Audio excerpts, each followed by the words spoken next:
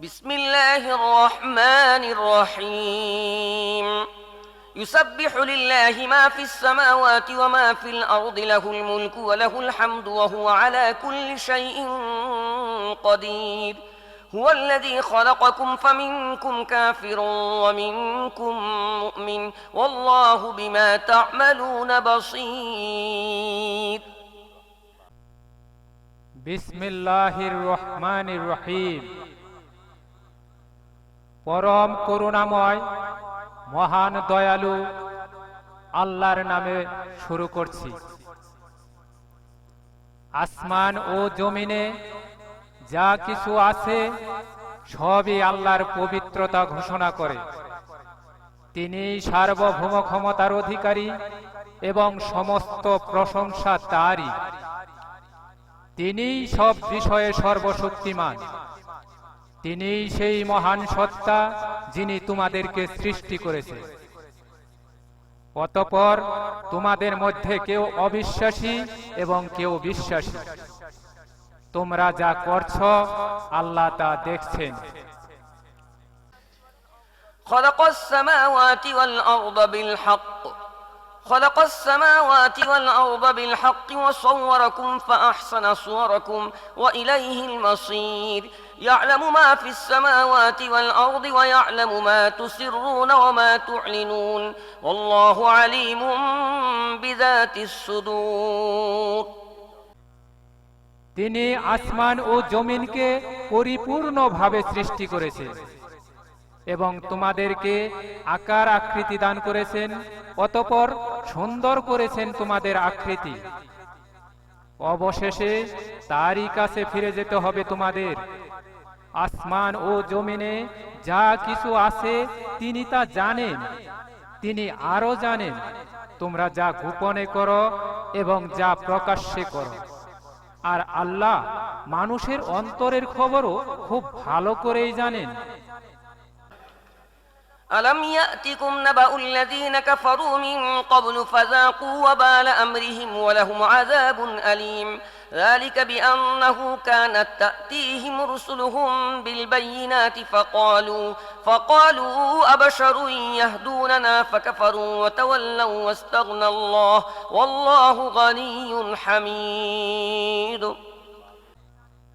তোমাদের পূর্বে যেসব মানুষ কুফরি করেছে এবং নিজেদের অপকর্মের পরিণাম ভোগ করেছে তাদের খবর কি তোমাদের কাছে পৌঁছায়নি? তারা তাদের কর্মের শাস্তি ভোগ করেছে এবং তাদের জন্য রয়েছে যন্ত্রণাদায়ক শাস্তি। এটা এই কারণে যে তাদের কাছে তাদের রাসূলগণ প্রকাশ্য সুস্পষ্ট দলিল প্রমাণ নিয়ে এসেছিল, কিন্তু তারা বলেছিল মানুষই কি আমাদেরকে হেদায়েত দান করবে?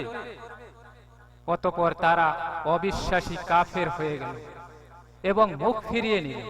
এতে আল্লাহর কিছু আসে যায় না। আল্লাহ তো আদৌ কারো মুখাপেক্ষী নন। তিনি আপন সত্তায় প্রশংসিত। زعم الذين كفروا أن لن يبعثوا قل بلى وربي لتبعثن ثم لتنبؤن بما عملتم وذلك على الله يسير অবিশ্বাসীরা ধারণা করে যে মরার পরে তাদেরকে আর জীবিত করে ওঠানো হবে না। তাদের বলে দাও, আমার পালনকর্তার শপথ, তোমাদেরকে অবশ্যই ওঠানো হবে। অতঃপর তোমাদেরকে জানিয়ে দেওয়া হবে তোমরা দুনিয়ায় যা করতে। এটা আল্লাহর পক্ষে খুবই সহজ।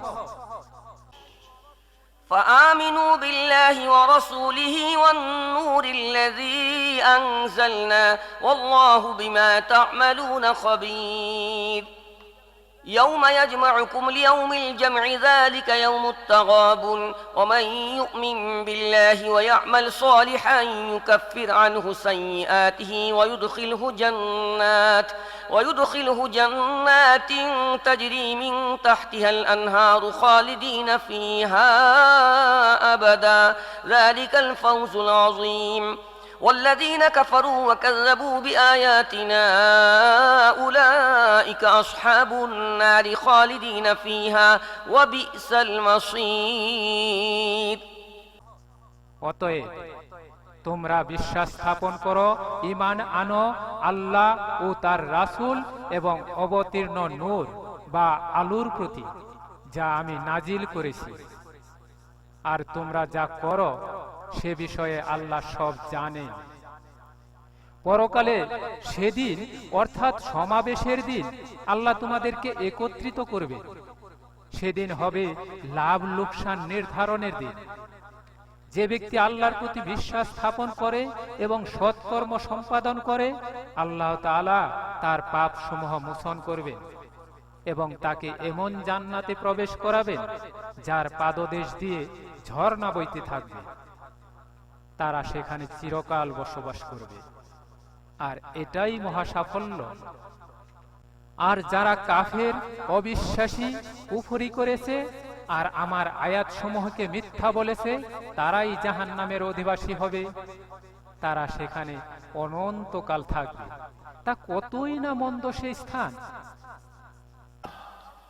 ما أصاب من مصيبة إلا بإذن الله ومن يؤمن بالله يهد قلبه والله بكل شيء عليم وأطيعوا الله وأطيعوا الرسول فإن توليتم فإنما على رسولنا البلاغ المبين الله لا إله إلا هو وعلى الله فليتوكل المؤمنون। আল্লাহর অনুমতি ছাড়া কোনো বিপদ আসে না, এবং যে ব্যক্তি আল্লাহর প্রতি বিশ্বাস করে তিনি তার অন্তরকে সৎ পথ প্রদর্শন করেন। আল্লাহ সর্ব বিষয়ে সবকিছুই জানে। তোমরা আল্লাহর আনুগত্য করো এবং রাসূলের আনুগত্য করো। যদি তোমরা মুখ ফিরিয়ে নাও তবে জেনে রাখো আমার রাসূলের দায়িত্ব কেবলমাত্র খোলাখুলি পৌঁছে দেওয়া। আল্লাহ, তিনি ছাড়া কোনো মাবুদ নেই। অতএব বিশ্বাসীগণের আল্লাহর উপরে নির্ভর করা উচিত। يا أيها الذين آمنوا إن من أزواجكم وأولادكم عدوا لكم فاحذروهم وإن تعفوا وتصفحوا وتغفروا فإن الله غفور رحيم إنما أموالكم وأولادكم فتنة والله عنده أجر عظيم। হে বিশ্বাসীগণ, তোমাদের কোনো কোনো স্ত্রী এবং সন্তান সন্ততি তোমাদের দুশমন। অতএব তাদের ব্যাপারে সতর্ক থাকো। আর যদি তোমরা মার্জনা করো, উপেক্ষা করো এবং ক্ষমা করে দাও, তবে আল্লাহ ক্ষমাশীল, করুণাময়। তোমাদের ধন সম্পদ এবং সন্তান সন্ততি তো কেবলমাত্র পরীক্ষা স্বরূপ, আর আল্লাহর কাছে রয়েছে মহা পুরস্কার। فاتقوا الله ما استطعتم واسمعوا وأطيعوا وأنفقوا خيرا لأنفسكم ومن يوق شح نفسه فأولئك هم المفلحون إن تقرضوا الله قرضا حسنا يضاعفه لكم ويغفر لكم والله شكور حليم عالم الغيب والشهادة العزيز الحكيم। অতএব তোমরা যথাসাধ্য আল্লাহকে ভয় করো, তার আদেশ শোনো, তার আনুগত্য করো এবং নিজেদের সম্পদ ব্যয় করো। এটা তোমাদের জন্যই কল্যাণকর। যারা মনের কার্পণ্য থেকে মুক্ত, তারাই সফলতা লাভ করল। যদি তোমরা আল্লাহকে উত্তম ঋণ দান করো, তিনি তোমাদের জন্য তা কয়েক গুণ বাড়িয়ে দেবেন আর তোমাদের ভুল ত্রুটি ক্ষমা করবেন।